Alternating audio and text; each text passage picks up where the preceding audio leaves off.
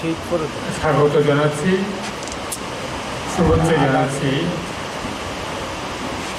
আজ 12ই মে 2022 আমাদের party IPFT এজিডের অন্তর্বর্তী রাজ্য সম্মেলন এইমাত্র আগরতলা নজরুল কলাক্ষেত্রের অডিটোরিয়ামে শেষ হয়েছে। এই একদিনের সম্মেলন,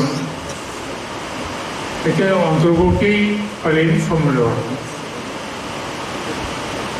এই জন্য যে গত এপ্রিল মাসের 2 এবং 3 তারিখে এই আগরতলাতেই দশরথ দেব মেমোরিয়াল অডিটোরিয়ামে আমাদের পার্টি আইপিএফটির 5ম রাজ্য সম্মেলন অনুষ্ঠিত হয়েছিল। কিন্তু 1 মাস যেতে না যেতেই আজকে আমরা এই 12ই মে অন্তর্বর্তী রাজ্য সম্মেলন করতে বাধ্য হয়েছি। কেননা 5ম রাজ্য সম্মেলনের কতগুলো পার্টির অতি প্রয়োজনীয় সিদ্ধান্তগুলো আমরা নিতে পারিনি। সেই জন্যই বিশেষ করে পার্টির কেন্দ্রীয় কমিটি গঠন, কেন্দ্রীয় কার্যকরী কমিটি গঠন এবং কেন্দ্রীয় উপদেষ্টা কমিটি গঠন, এগুলো সম্পূর্ণ হয়নি। এইগুলোকে পূর্ণাঙ্গরূপে গঠন না হলে পর আমাদের পার্টির যে গঠনতন্ত্র বা সংবিধান, এতে করে অপূর্ণ থেকে যায়। সেই জন্যই আজকে 12ই মে একদিনের অন্তর্বর্তীকালীন রাজ্য সম্মেলনের মাধ্যমে আমরা সেই কাজগুলো পূর্ণাঙ্গভাবে শেষ করেছি। আজকে আমাদের পার্টির কেন্দ্রীয় কার্যকরী কমিটি আমরা গঠন করেছি, কেন্দ্রীয় উপদেষ্টা কমিটি সেটাও আমরা পূর্ণাঙ্গভাবে গঠন করেছি। আজকের এই সম্মেলনে আমাদের সারা রাজ্যে মোট 33টা সাংগঠনিক ডিভিশনাল কমিটি আছে।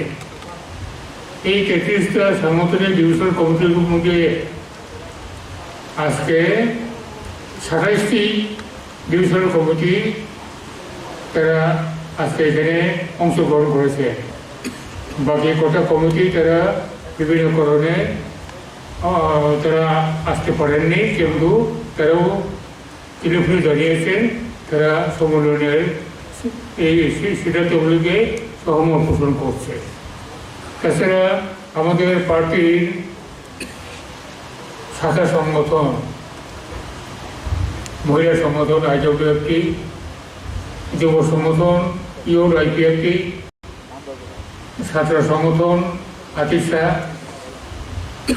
তারপরে মোটর ওয়ার্কার্স ইউনিয়ন, তারপরে বড় ফান্ডারপোর্টাল সমাজের সংস্থা, তাদের নেতৃত্বরাও আজকের এই সম্মেলনে অংশগ্রহণ করেছেন। মোট ডেলিগেট হয়েছে 410 জন। আসলে অন্যান্য অবজারভার যারা আছে তারা নিয়ে প্রায় 600-র কাছাকাছি আজকে এই সম্মেলনে অংশগ্রহণ করছে। এই সম্মেলনের মাধ্যমে আমরা সিদ্ধান্ত নিলাম যে আইপিএফটি গত 2009 সালে প্রথম গঠন হয়েছিল। গত 14 বছরে আইপিএফটি লাগাতারভাবে ত্রিপুরাতে এবং দিল্লিতে ধারাবাহিক আন্দোলনের মাধ্যমে আমরা ত্রিপুরাতে ষষ্ঠ তফসিল এলাকাকে নিয়ে পূর্ণাঙ্গ রাজ্য ত্রিপুরা ল্যান্ড গঠনের জন্য আমাদের দাবি।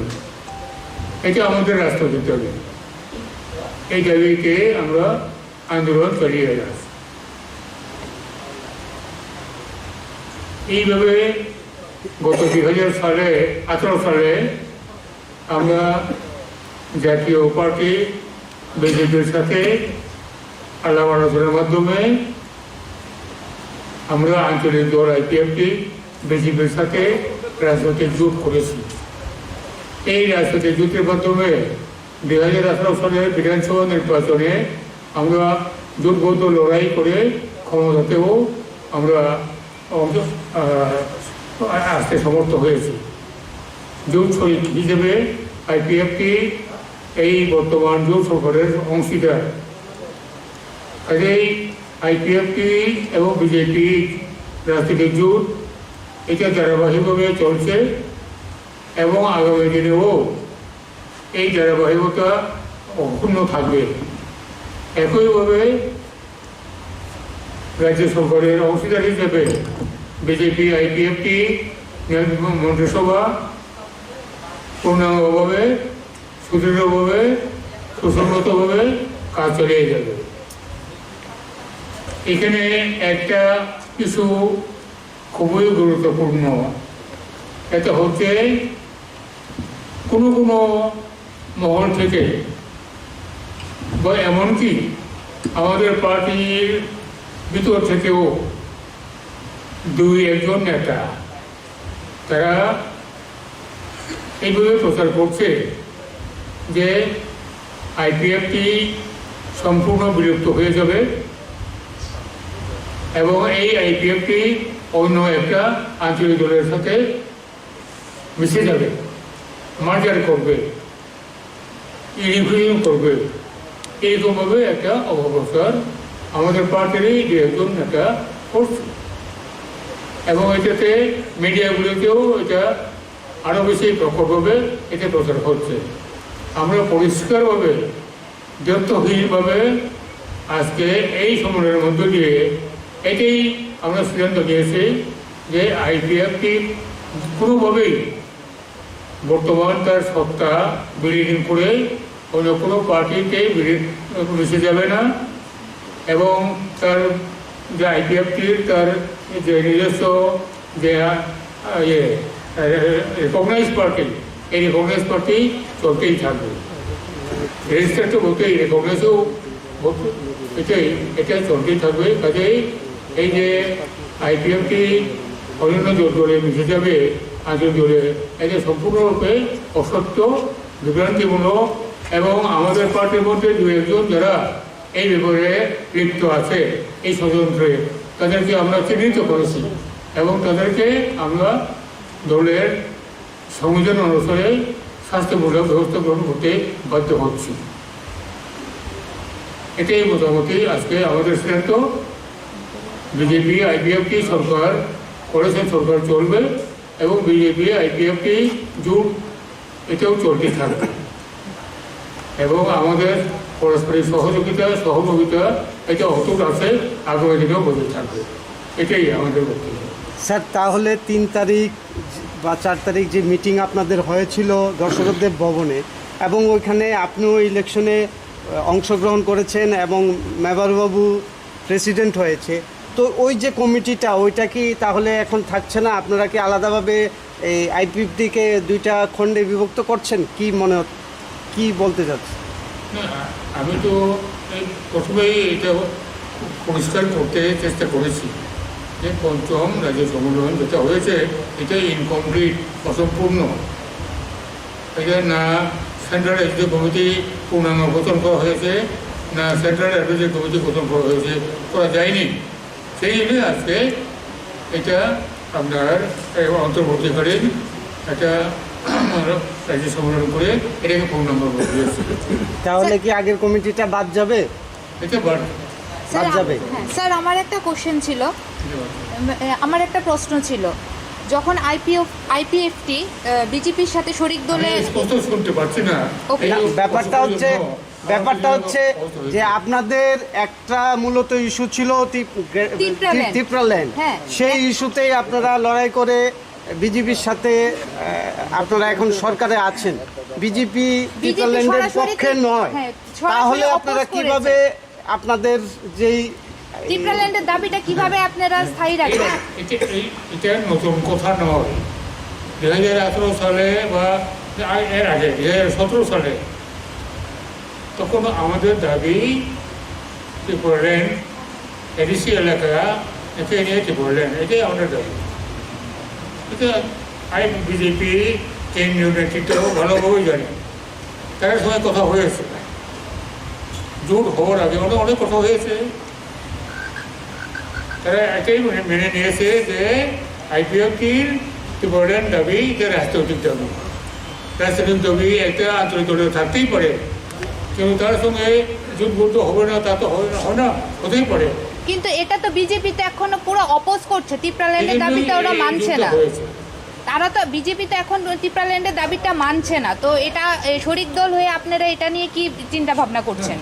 দাবি একটা আন্তরিক দল হিসেবে আমাদের রাজনৈতিক দাবি থাকতেই পারে, সেটাকে সহমত পোষণ নাও করতে পারে কোনো দল, কিন্তু তাতে করে কোনো রাজনৈতিক জোট হওয়া, নির্বাচনে জোট হওয়া কোনো এটা কোনো প্রতিবন্ধকতা নেই। না তাহলে সামনে আরেকটা কোশ্চেন তাহলে আছে স্যার। সামনে 2023 ইলেকশন, এই ইলেকশনে আপনারা কি ইস্যু নিয়ে আবার ময়দানে যাবেন? এটার যদি সাথে আপনাদের ত্রিপুরা ল্যান্ডের ইস্যুটা যারা মানছে না তাদের সঙ্গে কিভাবে আপনারা অ্যালায়েন্স করে যাবেন? স্যার আরেকটা কোশ্চেন এটার সাথে আমি যুক্ত করতে চাই। কিছুদিন আগে যখন আপনারা দিল্লি অভিযানে যান তিপ্রা মথার সাথে, তখন আপনাদের একটা মৌ স্বাক্ষর হয়েছিল, যেটার মধ্যে পরিষ্কারভাবে লেখা ছিল ভিলেজ কাউন্সিল ইলেকশন বা 23-এর ইলেকশন আপনারা তিপ্রা মথার সাথে একসাথে হয়ে লড়বেন। কিন্তু এখন আপনি বলছেন যে অ্যালায়েন্সটা বিজেপির সাথেই থাকবে, তো এটা নিয়ে আপনি কি বলতে চাইছেন? আমরা বিজেপি আইপিএফটি জোটবদ্ধ, এই জোটবদ্ধতার মাধ্যমেই যে কোনো নির্বাচনকে আমরা লড়ব। এটা হোক ভিলেজ কমিটি নির্বাচন, হোক পঞ্চায়েত নির্বাচন, হোক যে কোনো সাধারণ নির্বাচন, এটা আমরা লড়ব। তাহলে কি আপনারা তিপ্রাল্যান্ডের দাবিটা ছেড়ে এটা দিচ্ছেন? এই জোট থাকা সব অবস্থাতে অন্য দলের সঙ্গে জোট করে দলরা এটার নীতির জন্য প্রয়োজন আমাদের আইপিএফটি বিজেপি কথাবার্তা বলে ঠিক করা, এর আগে নয়। আচ্ছা, আপনাদের দলের এখন সভাপতি কে? লেবার জমা দেন আপনি? আপনার ওদের কাছে চলুন। হ্যাঁ, আচ্ছা আপনার না আজকে তো আপনি বললেন যে আগের কমিটি বাদ দিয়ে এবং নতুন করে কমিটি হয়েছে, তাহলে আজ থেকে সভাপতি কে নির্বাচিত হয়েছেন যদি একটু আমাদের জানান, বা কে কি পোস্টে আছেন যদি একটু আমাদের জানান ব্যাপারটা। আমরা তো এখনো ক্লিয়ার না ব্যাপারটা নিয়ে।